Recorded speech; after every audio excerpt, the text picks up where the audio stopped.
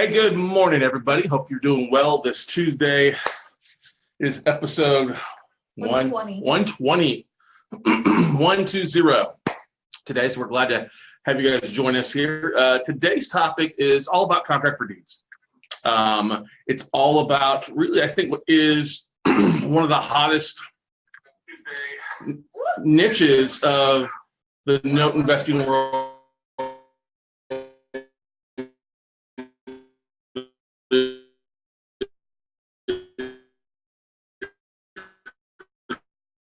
Contract advantages of it. What are the disadvantages to it? And so I thought we'd cover that today. A contract for deed, the basic of a contract for deed is that you're basically owner financing a property somebody, but they're not going to get the deed until the property is paid off or the loan is paid off to you if you're the lender.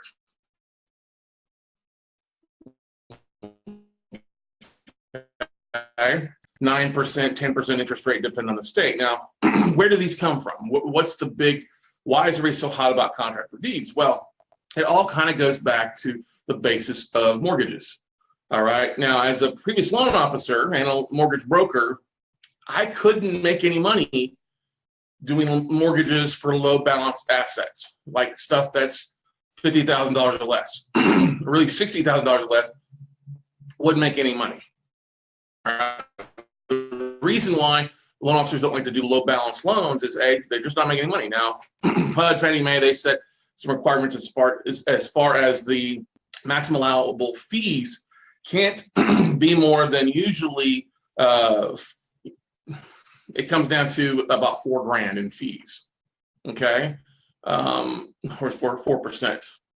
Yeah, sorry, 4%, not $4,000. Sorry, 4% in fees. Now, if you got a $50,000 loan, 4% of that is $2,000. Okay, to squeeze in an appraisal, title fees, and then any points or other fees in there is extremely difficult and gets really ramped down where you make $100 or $200 for the loan officer, and loan officers don't like to do that. So, investors who own these assets had a hard time going out and selling them traditionally, unless they were finding cash buyers. You can't finance these.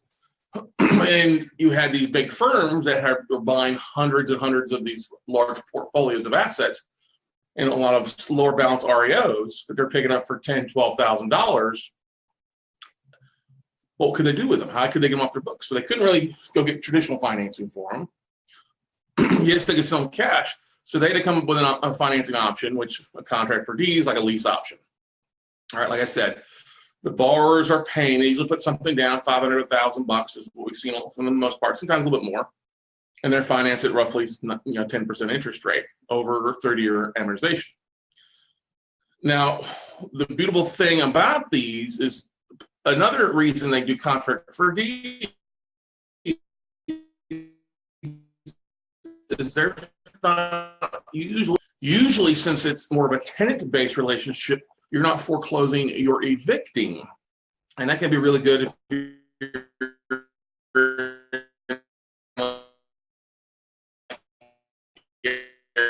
areas like Indiana. That makes it great. You've got somebody who's putting some money down, you've got somebody who's taking care of the property, who's doing the repairs to it, paying the taxes.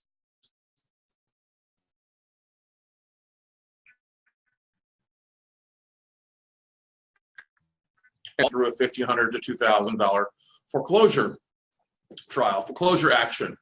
That saves you money, okay? Especially on $50,000 asset, like $3,000 can eat into a chunk of your profits already. All right. So if you already figure out, hey, they're easier to move. You're usually selling to somebody who wants to move into a property. We're not talking these are great $100,000, $200,000 assets. This is usually going to be your blue collar, no collar individuals. Not saying anything's wrong with it. I own plenty of assets at $50,000 or less in value because the fact is people pay on time. And unfortunately, I have to say this, poor people pay more for housing on a per square foot basis. Okay, you look at a big, $200,000 house, or rent on that 2-bath house, where that might be 1,000 square feet, you see the difference. That people aren't usually making less. They're usually not in the greatest of areas. I mean, they're in the worst of areas, because I own a lot of assets, some contract for deeds that are great places. They may be in smaller towns. They may be in just smaller communities inside of the bigger towns, the bigger cities. So the beautiful thing, though, is that you have these companies that, like Harbor Portfolio, has been getting rammed in Wall Street journals about some of the things that they've done, which I think most of their issues have come more from their servicing side. You're dealing with somebody who may be a first-time home buyer, pride of ownership. They still have, especially, the dream of home ownership. Now, the thing that you run into is they don't put a lot of money down most of the time. So the companies that have created these contract for deeds have really been their worst enemies, because if you only require $500 to $1,000 down, that's not a lot of skin in the game in case the borrowers do default. They just leave. They just move out, and then you're stuck having to cancel the contract that's filed with the county and start all over again. Either sell it as an REO, or list it as another contract for deed, or turn it into a rental. Now, that's one thing you often see these contract for deeds is rent rates are always going to be higher than their principal and interest. Okay, so that works in your favor because if it's a semi-non-performing note and you do make borrower contact on this aspect, you have that, like, listen, don't move out, just stay in the property, let's get you reinstated, let's work something out, let's try to modify it and going forward. Now, two of the big things that we like to do for due diligence on contract for deeds is, what's the first thing? Utilities. Utilities is a big thing. Calling the utility departments to see if power is still on the property. Now, one of the things that we also do, I guess they're 1A and 1B, is when the realtors drive by, make sure they get a picture of the electric box and the air conditioner. Just in case. Just in case it isn't locked off yet. I'm not a big proponent of buying vacant contract for deeds, because most often the time, them being in a rougher area of town, they've gotten vandalized, broken in, and it can take more work. But if you see that rent rates are a lot higher than their principal interest payment, it gives you the opportunity to really kind of work with these borrowers to keep them in the property, to keep them performing, and then you can sell these non-performing assets off at a higher price. Now, we had a question yesterday. Oh, yes. Someone asked about some info on pricing for CFDs. Yeah. So, contract for deeds, there's two kind of, we'll talk about performing and non-performing. I honestly don't believe that you should be paying above 40% of value of the asset compared to UPB for a non-performing contract for deed. I actually prefer 35. Depending on where the asset is, that's why I say 35 to 40. The reason I say this is most of the big firms, when they bought these large portfolios of REOs, if you go to Zillow and you search the address, you can often very easily find what that firm paid for the contract for deed originally, whether it was 5 years ago, 4 years ago, 3 years ago. It'll say what the sales price was. That gives you a nice bargaining chip when you consider, okay, pay this for this much, and the rough starting point where we'll look at asset as far as pricing. Take 3 years of cash flow, add that to the purchase price, see how that makes sense compared to the value. If that falls in the 35% category, go from there. We've had some pretty good success with that number. We're coming at numbers that make sense for us. It makes sense for the seller to move them. They've made some cash flow, and we're rocket and rolling. Okay. Performing. I had somebody tell me they want to sell me performing contract for deeds at 85 cents yesterday, and I kind of chuckled. I kind of laughed. It was a large nationwide portfolio, about 1,100 contract for deeds, lease options. Some stuff was in California. These guys were in California, so I think they had California crap coming to mind. But 80-85% of value. Okay. You're going to still see probably a 15 yield on your money, but the performing note, that's what a lot of performing notes will sell at. So you just want to make sure and be careful on that. Who's the servicing? Make sure you get the servicing records and go from there. But I still like being, that's why we spend a lot of time buying occupied assets. The power's on, Realtors driven by, giving us photos, and gives us the best amount of flexibility and most of options in our corner to be able to buy these assets and turn into a good ROI, not only for us, but for our investors. Oh, Matthew Cal had a question about due diligence. She's, how do you know what power company a person uses? It's called a very, very powerful tool out there. It's called what power company is in what city.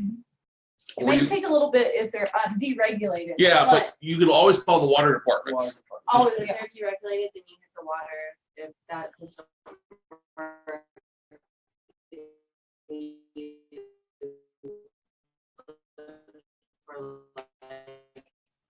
By the city, and then the power company. Usually, I ask the power company, hey, or the city, who's that now. A lot of websites also out there for cities will often list who their electric provider is. So you just got to go to the city utility department to find that out. But that's all it's supposed to, you call the county, and the county will let you know. yeah, the county will often be good about that. Now, one of the great things I was going to say is oftentimes when you talk to the county, they'll give you information about the bars that you don't even ask for. Yeah. Sometimes they know them. They're like, oh, I know so-and-so. Oh, I know so-and-so. They were in here last week. We had it happen quite a bit in this last At least portfolio. like 4 or 5. Okay. Some of them, especially depending on which ones you call, it's like I guess they don't get many phone calls. And so they're like, And they just Hey. talk. They want to talk. well, this one we just went by and this is going on and they're remodeling this and the new person just moved in and Yeah, we got all sorts of great information from, so is the water on? Yes. What else would you like to know? Yeah. They were born in 19. or the fact that too, like, oh, hey, they've got a $2,000 water bill, Yeah. or they're on a payment plan and we're about to turn it off because they can't keep on the payment plan.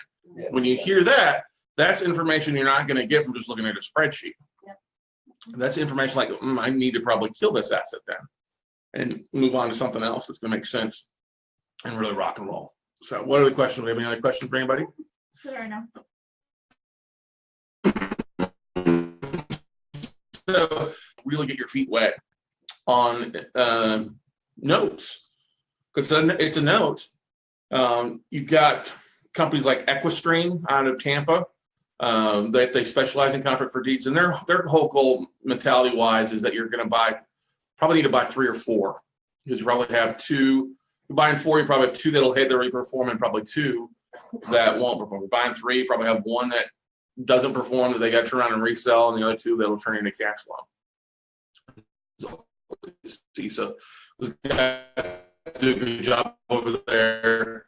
And that's what we agree. We 25 reperforming, the other 15 to 20, we're probably going to have to evict and then sell off. But our numbers, though, make sense with that type of hit rate to still do really well, because the foreclosure timeframes, even if we have to foreclose now, I meant to say this earlier on, I forgot. Some states will require you to foreclose on the borrower depending on how much equity they have in the property. If they have more than 25% equity, they won't let you evict. They'll make you go ahead and foreclose. So each state's a little bit different on their contract for deed laws, but easy enough to talk to a real estate attorney in the states to find out what they're. But this is also one of the reasons why you don't buy notes or contract for deeds where there is a ton of equity. Most of the time, when you see the origination date in contract for deeds, they're 2 years, 3 years, maybe 4 years old. You can see that the unpaid balance is probably pretty dang close to what the value of the asset is. Now, in some areas, if it's gone through some appreciation, that's okay. In some of the cases we saw where our borrowers have already gone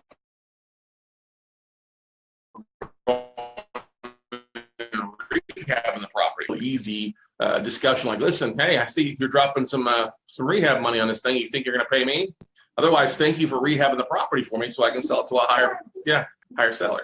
Are y'all going to talk about that, any of that kind of stuff at the virtual? We are going to talk a little bit more about contract for deeds at the virtual. Good job there. There we go. Good smooth transition there. We will be breaking down a tape of some assets at the upcoming virtual No Buying for Dummies workshop this weekend. Sorry, I have to call virtual No Buying workshop. No buying workshop. Yeah. He asked another question. Any good door knocking services that you recommend?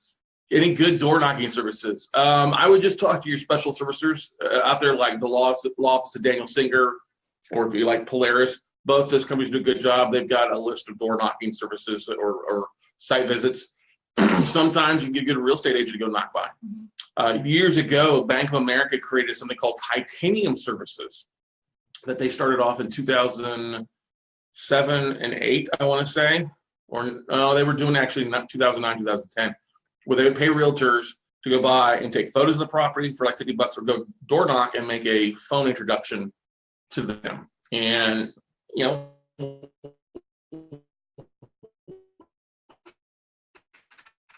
I have no door, take some photos for us. You'll get the REO with what it is, or we're going to pay you a fee to make it happen. And so I actually missed that titanium services. They stopped operating because they got overwhelmed.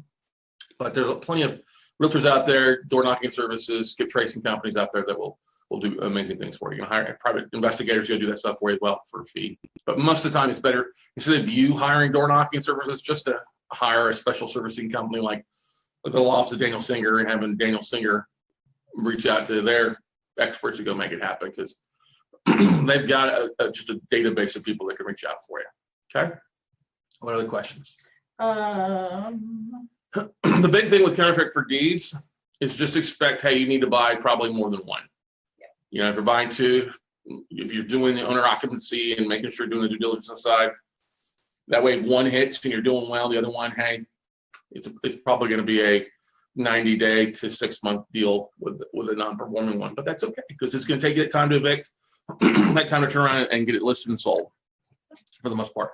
But I think one of the smart places, you're usually going to be buying these at 35, 40% of fair market value, isn't trying to list it at full value, is literally jump on me.com or Craigslist in the area and offer to sell it to it like a handyman special.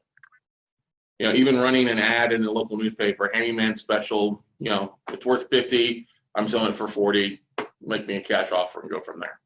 I've done that quite a bit, okay? Look, you guys, the easiest way to get your feet wet, I wouldn't go drop $200,000 on a one note as your first deal out of the boat. I don't think it's smarter than contract the flexibility, not only to kind of get your setups picked up like 5 or 8 assets, I don't remember, somewhere in there, in Flint. And somebody asked me, aren't you worried about Flint? I'm like, no, I'm not worried about Flint because, hey, there's still people living there. The people that were buying, it's owner occupied, they're living there. They're handling the water issue, okay? We're buying this cheap, okay? It makes sense. We're gonna make money on it and not rock it all out. But that's like we are about the 42. We have stuff in Indiana, Illinois, Ohio, Michigan, I think a couple in Alabama too. Wisconsin. A couple in Wisconsin, yeah, cheeseheads. Wouldn't have bought the ones in Wisconsin unless we were sure that they were owner occupied. Oh, and they were. They were. We're glad about it. We're happy with that. That's it. That's it so far. That's it. So some people don't like dealing with the lower valued assets, and that's completely fine. They have a different business model. I will tell you this. If you find yourself chasing different asset classes, like I want to do apartments and I want to do high-end homes and I want to do contract for deeds, one of those is not going to hit. One of those is going to drag your time away from the others. First off and foremost, apartments, no offense,